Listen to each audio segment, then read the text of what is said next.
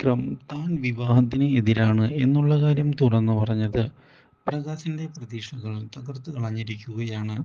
ഇതേ തുടർന്ന് ഇനി വിക്രം കൂടെ നിന്നാലും ഇല്ലെങ്കിലും താൻ വിവാഹം കഴിക്കും എന്നുള്ള തീരുമാനത്തിൽ ഉറച്ചു നിൽക്കുന്ന പ്രകാശൻ തനിക്കും സ്വന്തമായി ഇനിയൊരു ജീവിതം വേണമെന്നുള്ള കാര്യം ഉറപ്പിച്ച് പറഞ്ഞിരിക്കുകയാണ്.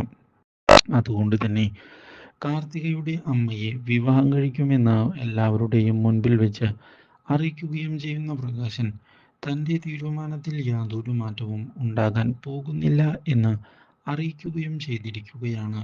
ഇത് വിക്രമും അതുപോലെ തന്നെ പ്രകാശനും തമ്മിൽ അസ്വരസങ്ങൾ ഉണ്ടാകാൻ കാരണമാകുന്നു.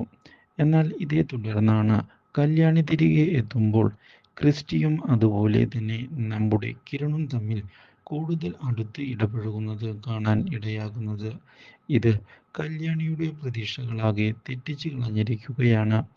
ഇതേ തുടർന്ന് കിരൺ ക്രിസ്റ്റി കാരണമാണ് ഇപ്പോൾ കമ്പനി മുന്നോട്ട് പോകുന്നത് എന്ന് പറയുകയും അവൾ വളരെ മിടുക്കിയാണ് എന്ന് വ്യക്തമാക്കുകയും ചെയ്തിരിക്കുകയാണ്. ഇത് നമ്മുടെ കല്യാണിയെ അസ്വസ്ഥയാക്കുന്നു. ഇതേ തുടർന്ന് രാഹുൽ കാര്യങ്ങളെല്ലാം മനസ്സിലാക്കുകയാണ്. താൻ വിചാരിച്ചതുപോലെ ക്രിസ്റ്റി കാര്യങ്ങൾ നടത്തും എന്ന് രാഹുൽ ഉറപ്പിക്കുകയും ചെയ്യുന്നു. Do like, share and subscribe.